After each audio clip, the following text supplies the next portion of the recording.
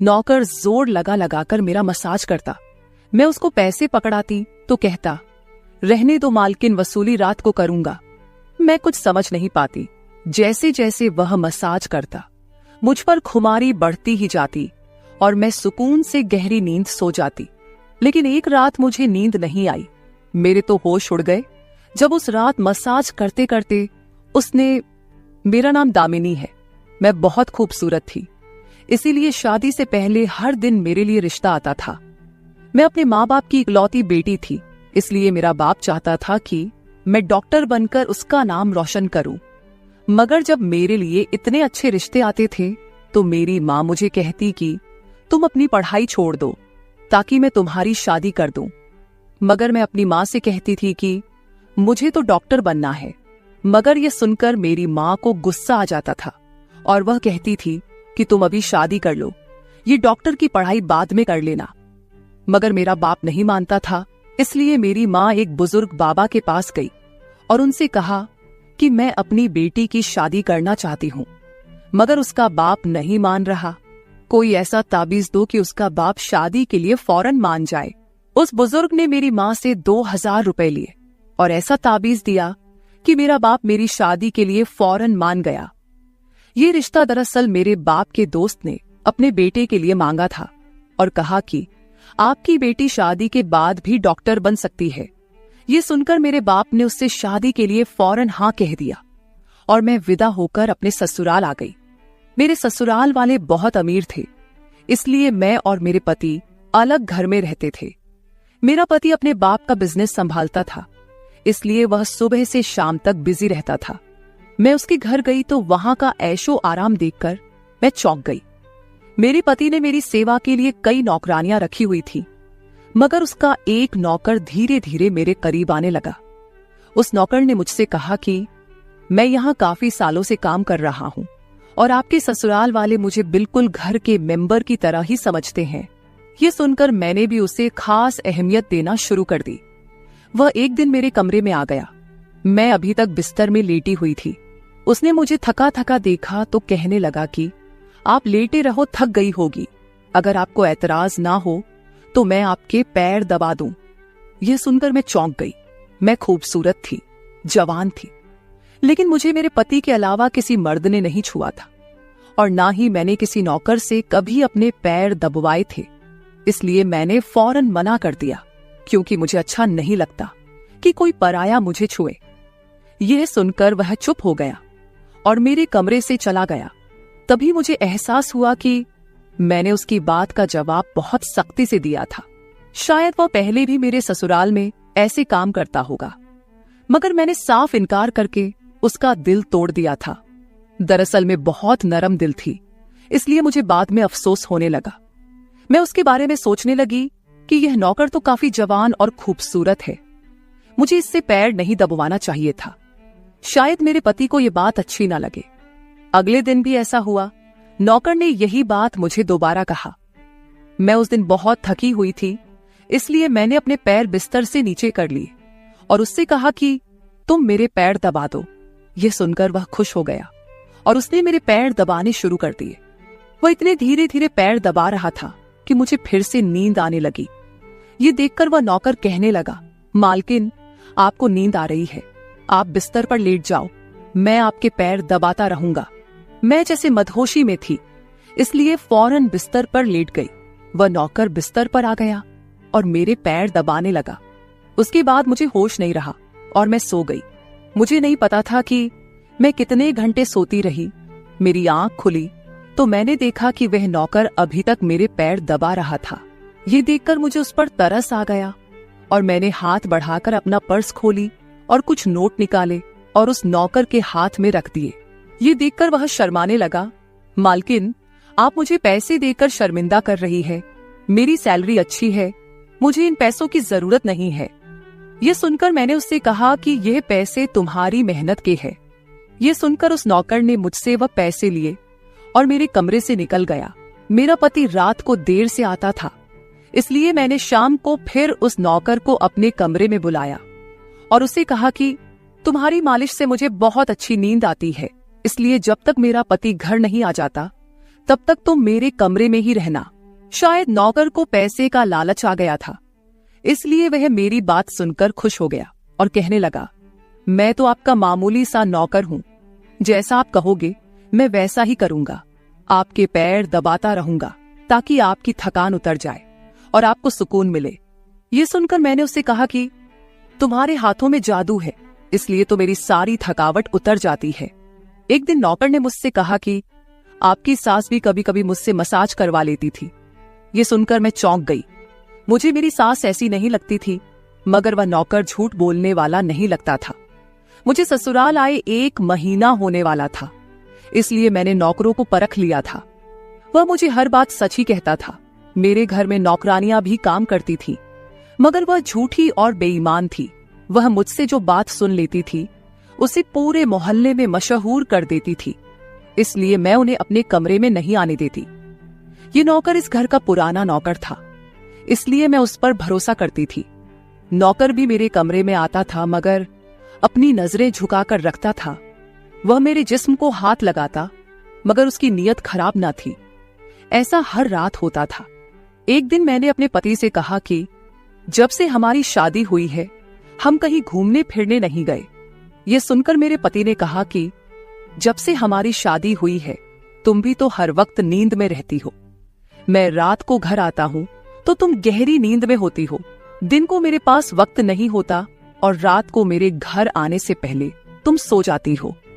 यह सुनकर मैं अपने दिल में सोचने लगी कि यह सब नौकर की मालिश की वजह से हो रहा था।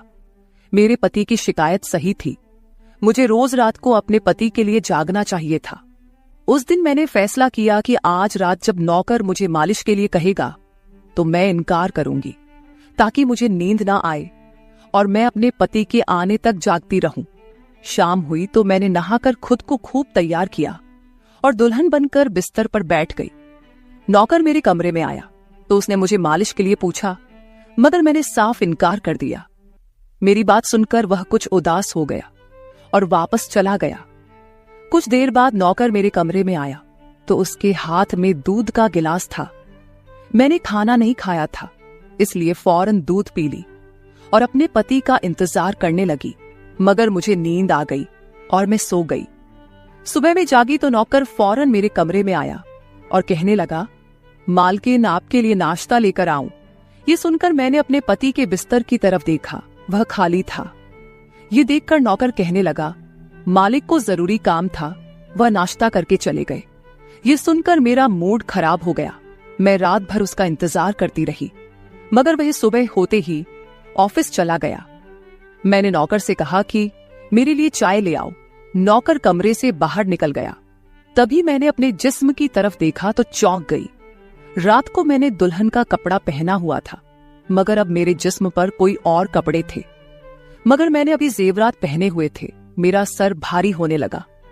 मुझे यह सोचकर चक्कर आने लगे कि रात को मेरे साथ क्या हुआ था और मेरे कमरे में कौन था और उसने मेरे साथ क्या किया था, मगर मुझे कुछ याद ना आया। मेरा दिल घबराने लगा और मैंने अपना सर पकड़ लिया। मेरा पूरा जिस्म दर्द कर रहा था, इसलिए नौकर चाय लेकर आया तो मैंने उससे कहा कि मेरा जिस्म दबा दो।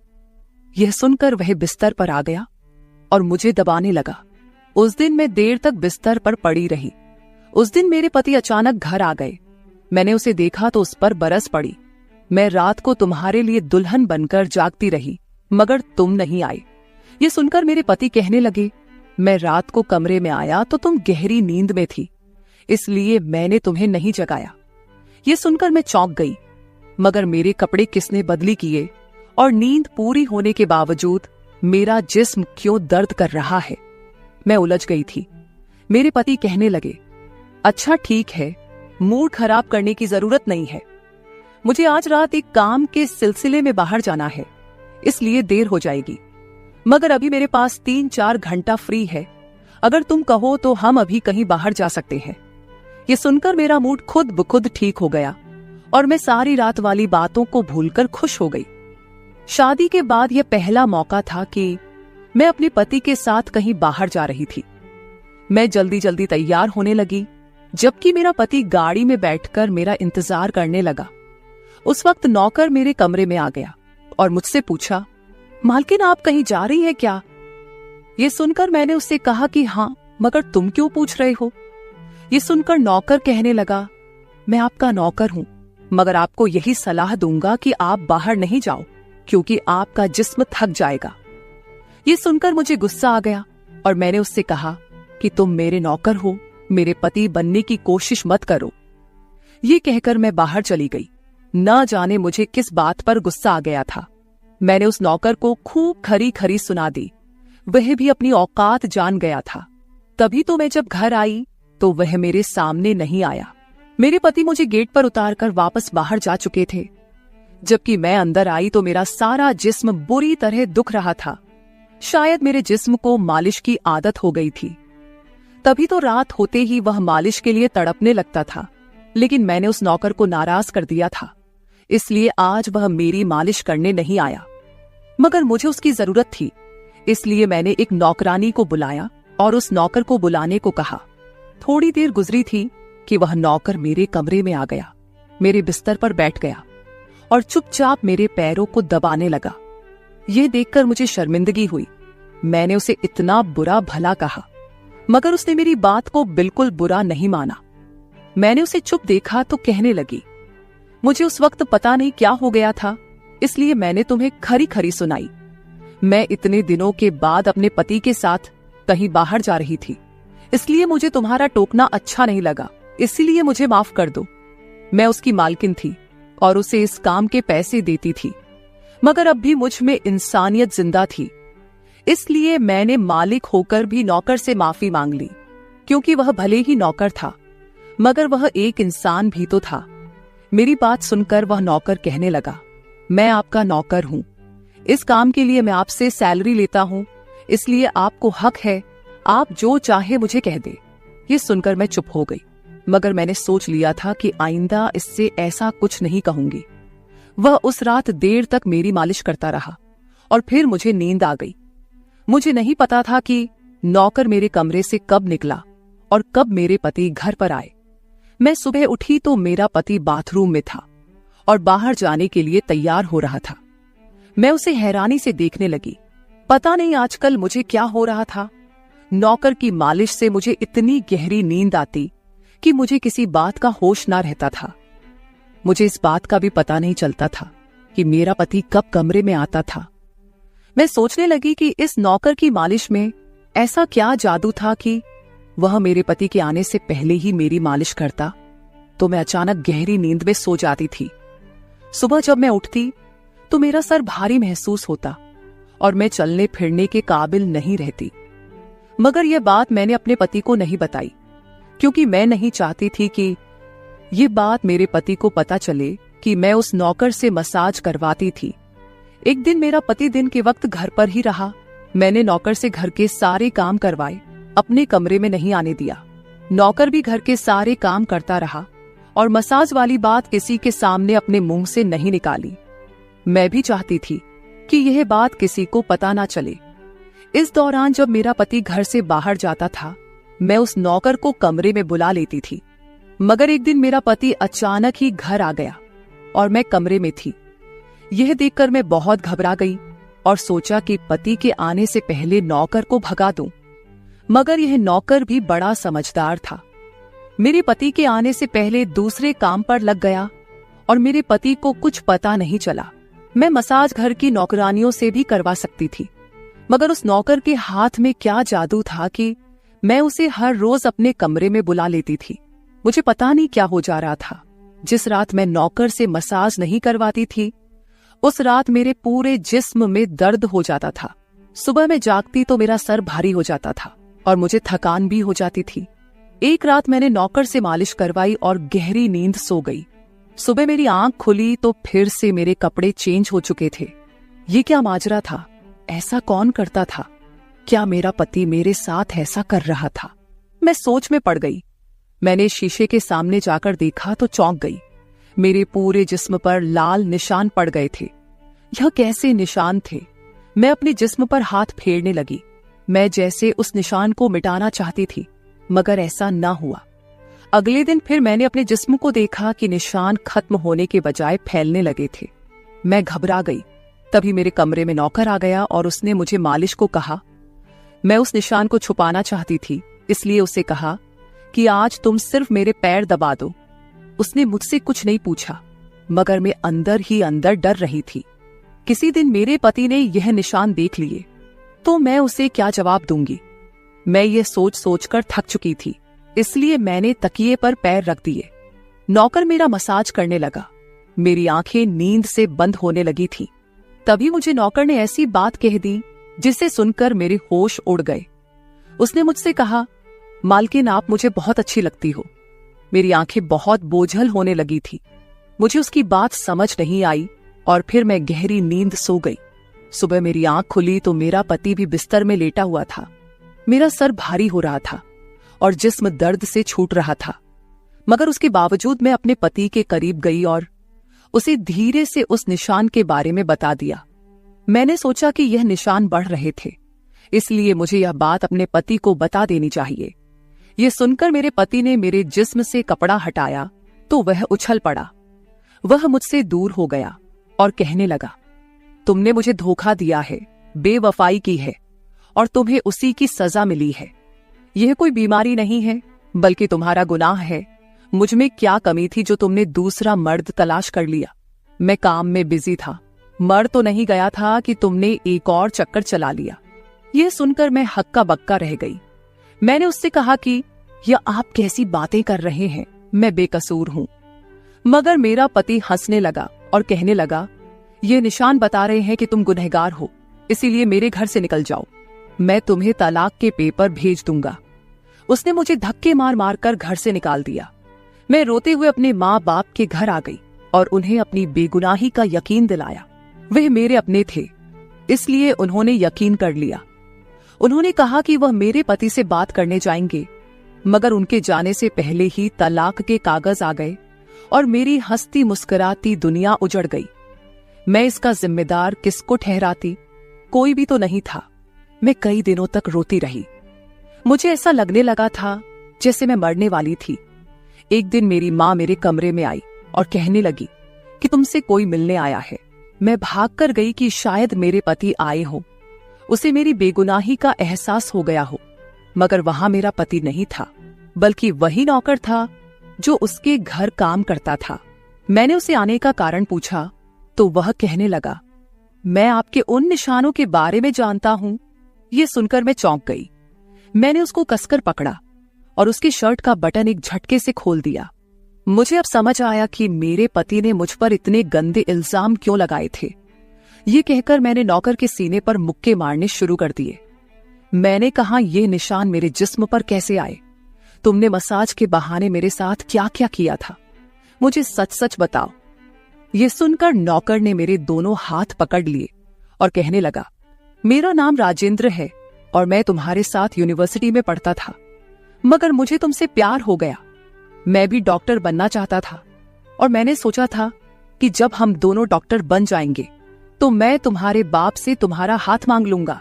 मगर एक दिन तुम्हारी सहेली की जुबानी मुझे पता चला कि तुम्हारी माँ तुम्हारी शादी जल्द करना चाहती है, इसलिए मैंने डर कर तुम्हारे घर रिश्ता भेजा। मगर तुम्हारे बाप ने इनकार कर दिया और कहा कि मैं अपनी बेटी की शादी तब करूंगा जब वह डॉक्टर बन जाएगी। इसलिए मैं टेंशन फ्री होकर अपनी पढ़ाई करने लगा। मुझे एक हफ्ते के लिए अपने कजिन की शादी के लिए शहर से बाहर जाना पड़ा। तभी तुम्हारी शादी हो गई। वह यह सब मुझसे कह रहा था और मैं चुपचाप उसे देख रही थी। जब मैं वापस आया तो मेरी मोहब्बत किसी और की दुल्हन बन चुकी थी। मैं तुम्हारे प्यार और दीवानगी में तुम्हारे ही घर का नौकर बन गया ताकि मैं तुम्हारे करीब रह सकूं। मैं तुम्हारे करीब आना चाहता था, इसलिए मसाज के बहाने तुम्हारे कमरे में आ जाता था और रात को तुम्हारे दूध में बेहोशी की दवा मिला देता था ताकि तुम सोती रहो और तुम्हारा पति तुम्हारे करीब ना आ सके, क्योंकि तुम मेरी थी। मैं तुम्हें किसी और के करीब नहीं देख सकता था। ये सुनकर मैं हक्का बक्का रह गई। क्या तुमने मेरे साथ कभी कुछ गलत किया? ये सुनकर उसने मेरा हाथ अपने सर पर रख लिया और कहा, मैं तुमसे प्यार करता था, इसलिए तुम्हारी इजाजत के बगैर मैं तुम्हारे साथ कुछ नहीं करना चाहता था। ये सुनकर मैंने उस निशान की तरफ इशारा किया जो हम दोनों के जिस्म पर थे। ये सुनकर वह हंस दिया और कहा कि मैं डॉक्टर हूं और यह सिर्फ इन्फेक्शन है। ये मैंने इसलिए किया ताकि तुम्हारे पति को हम दोनों के ऊपर शक हो जाए। ये कहकर उसने मुझसे माफी मांग ली और मैंने पूरे 1 साल उसे सजा देने के बाद माफ कर दिया और फिर उसके साथ शादी कर ली। तो मेरे प्यारे दोस्तों, ये थी हमारी आज की छोटी सी कहानी। आपको ये कहानी कैसी लगी कमेंट करके जरूर बताएं। अगर आपको ये कहानी पसंद आई हो तो इसे लाइक करें और अपने दोस्तों के साथ शेयर करें।